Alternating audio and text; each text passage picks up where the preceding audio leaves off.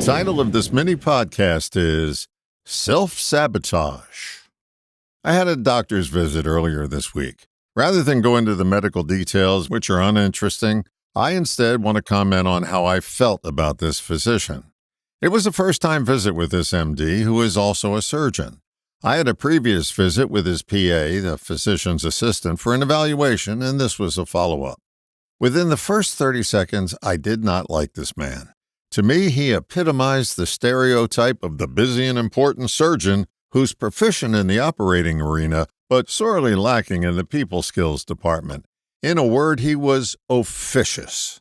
Now, I had to look up the definition of that word after it popped into my mind. My dictionary defines it as assertive of authority in an annoyingly domineering way. If you've spent any time around surgeons, I'm sure you've run into your version of this guy. But this isn't a rant about surgeons or even about this particular doctor. It's about you, or in this case, me. When we have such strong reactions like I had, we are meeting parts of ourselves that we don't like.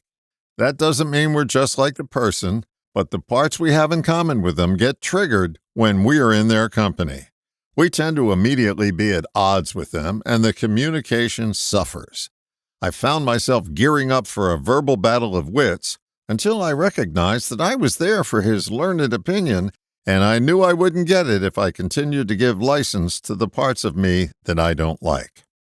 We all have parts of our personalities we don't like, unless you're a malignant narcissist. These parts may not be as fully developed in you as they are in the person you're having a reaction to, but rest assured, they're there. It's the antithesis of when you notice the beauty of something. Who's recognizing that beauty? The beauty in you, of course. Who's recognizing the traits you're criticizing in another? The critical traits in you. The good news is these traits lie dormant for the most part, but when they see an opportunity, they revive themselves in a heartbeat. I'm pretty sure we're going to have these unwanted traits for the rest of our lives. The saving grace is to recognize them when they rear their ugly head and reel them back in so you don't get in your own way. Hey, this isn't a recommendation to try and get rid of these parts. That's futile. It's more about managing them so that when they come around, you don't self-sabotage and knock yourself to the ground. All the best, John.